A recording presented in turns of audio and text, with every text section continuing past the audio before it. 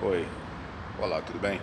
Eu aqui hoje vou dar umas dicas para vocês, da mesma forma que eu aprendi fazendo massa de salgado para máquinas, o procedimento para poder fazer conforme eu faço as minhas massas.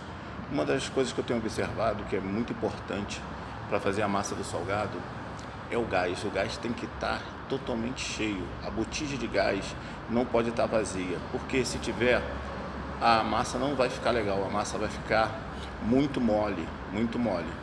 E o que ocorre? A nossa preferência principal é a quantidade de salgados. Quantos salgados nós vamos fazer? Quais são os recheios que nós vamos fazer? Então, mas se pararmos para observarmos, a primeira coisa que a pessoa faz é comer, não é somente o recheio, mas principal a massa. A massa, ela tem que estar de boa qualidade.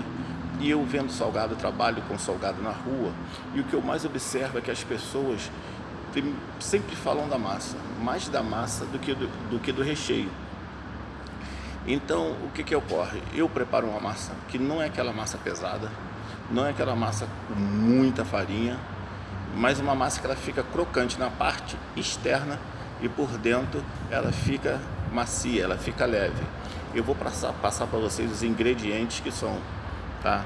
Eu utilizo aproximadamente 7 litros de água, 5 kg de farinha de trigo. A farinha de trigo tem que ser uma farinha de boa qualidade. Boa qualidade, porque o que ocorre? Se não o salgado, ele fica até macio na hora, mas depois ele começa a endurecer, ele fica duro. Quando esfria, fica totalmente duro. O salgado, a comida, dependente do que nós vendemos, não tem como economizar. Queria comprar mais barato, mais barato não, de má qualidade, que não vai dar certo, tá?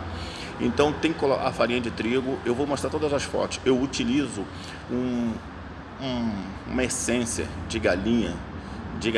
Eu boto 2 colheres dessa, uso 3 cubinhos de Knorr ou de outra marca e utilizo 180 gramas aproximadamente de manteiga. Eu não coloco muita manteiga, só coloco essa quantidade de manteiga, porque para na hora que vai acabar de fritar, o salgado não fique muito gorduroso, tá? Eu vou mostrar os ingredientes para vocês que estão aqui na mesa. Tá faltando a manteiga, tá? A manteiga, muitas das vezes eu uso até a Qualy, que é uma manteiga que dá um tempero muito bom. Não uso aquele de galão, não por nada, mas eu não tenho o hábito de usar aquela manteiga de galão.